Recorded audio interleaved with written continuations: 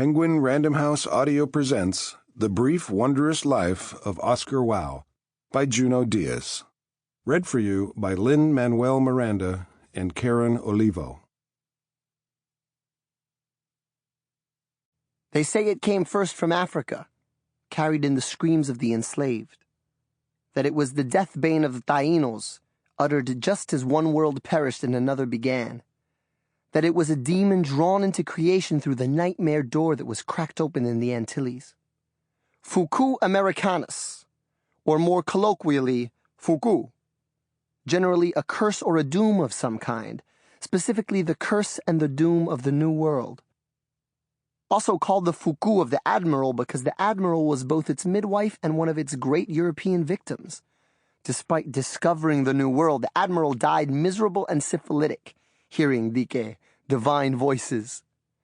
In Santo Domingo, the land he loved best, what Oscar at the end would call the ground zero of the New World, the Admiral's very name has become synonymous with both kinds of Fuku, little and large. To say his name aloud, or even to hear it, is to invite calamity on the heads of you and yours. No matter what its name or provenance, it is believed that the arrival of Europeans on Hispaniola unleashed the Fuku on the world, and we've all been in the shit ever since. Santo Domingo might be Fuku's kilometer zero, its port of entry, but we are all of us its children, whether we know it or not. But the Fuku ain't just ancient history, a ghost story from the past with no power to scare. In my parents' day, the Fuku was as real as shit, something your everyday person could believe in. Everybody knew someone who'd been eaten by a Fuku, just like everybody knew somebody who worked up in the Palacio.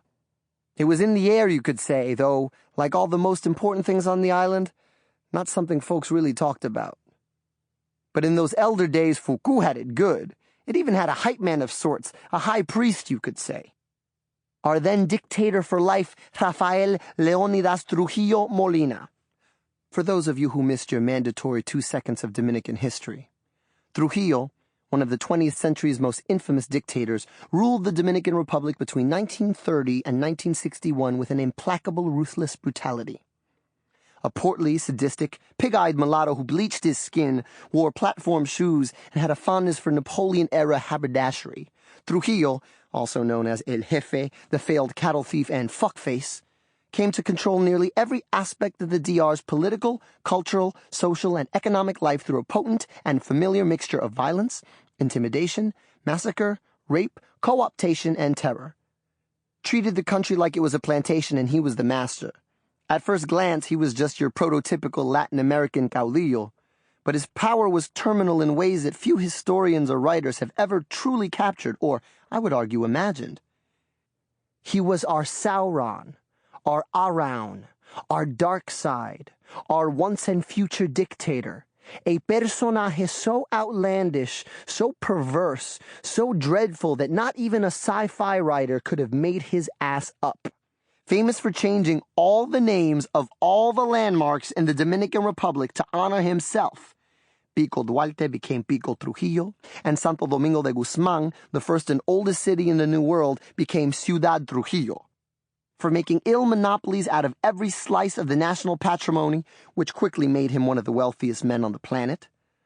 For building one of the largest militaries in the hemisphere, dude had bomber wings for fuck's sake.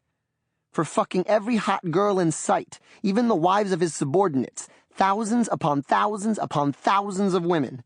For insisting on absolute veneration from his pueblo. Tellingly, the national slogan was Dios y Trujillo. For running the country like it was a Marine boot camp, for stripping friends and allies of their positions and properties for no reason at all, and for his almost supernatural abilities. Outstanding accomplishments include the 1937 genocide against the Haitian and Haitian Dominican community, one of the longest, most damaging U.S.-backed dictatorships in the Western Hemisphere, and if we Latin types are skillful at anything, it's tolerating U.S.-backed dictators, so you know this was a hard-earned victory. The Chilenos and the Argentinos are still appealing. The creation of the first modern kleptocracy, Trujillo was Mobutu before Mobutu was Mobutu. The systematic bribing of American senators, and last but not least, the forging of the Dominican peoples into a modern state, did what his Marine trainers during the occupation were unable to do. No one knows whether Trujillo was the curse's servant or its master, its agent or its principal, but it was clear that he and it had an understanding that them two was tight. It was believed, even in educated circles, that anyone who plotted against Trujillo would incur a Fuku most powerful, down to the 7th generation and beyond. If you even thought a bad thing about Trujillo, fwa! A hurricane would sweep your family out to sea, fwa! A boulder would fall out of a clear sky and squash you, fwa! The shrimp you ate today was the cramp that killed you tomorrow. Which explains why everyone who tried to assassinate him always got done, why those dudes who finally did buck him down all died so horrifically. And what about fucking Kennedy? He was the one who green-lighted the assassination of Trujillo in 1961, who ordered the CIA to deliver arms to the island. Bad move, Captain.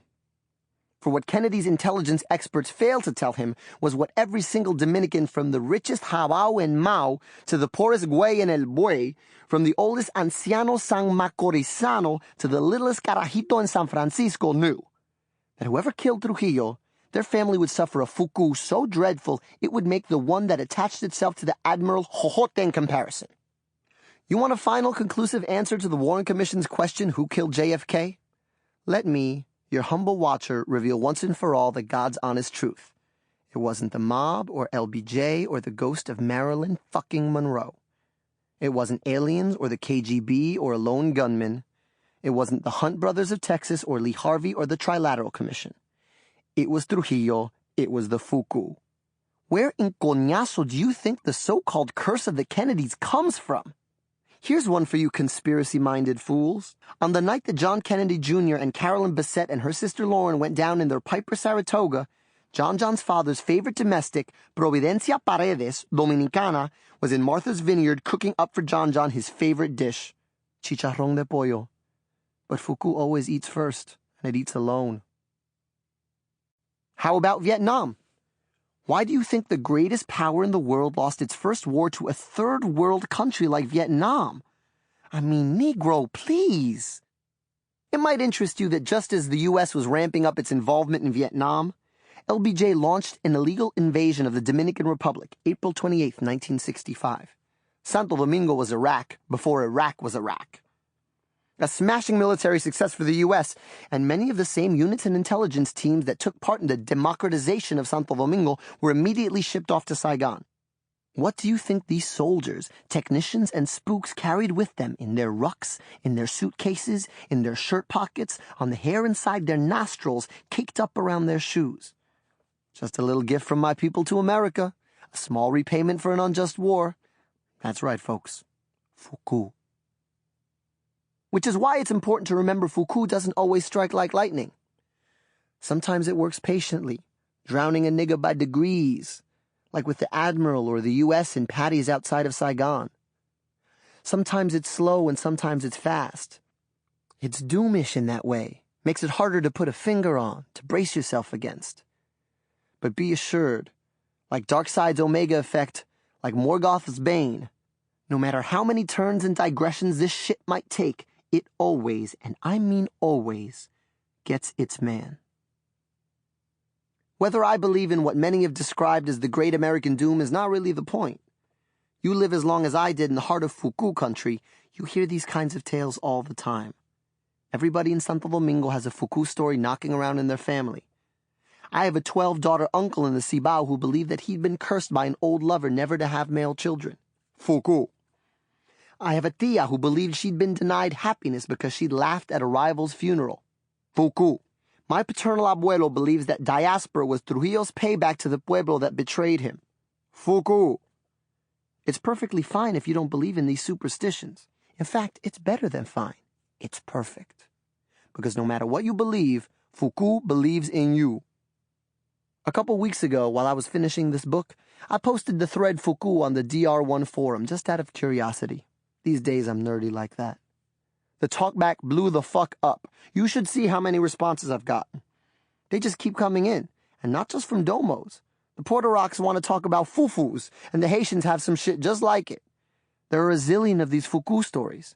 Even my mother, who almost never talks about Santo Domingo, has started sharing hers with me. As I'm sure you've guessed by now, I have a Fuku story too. I wish I could say it was the best of the lot. Fuku number 1. But I can't. Mine ain't the scariest, the clearest. Sample complete. Ready to continue?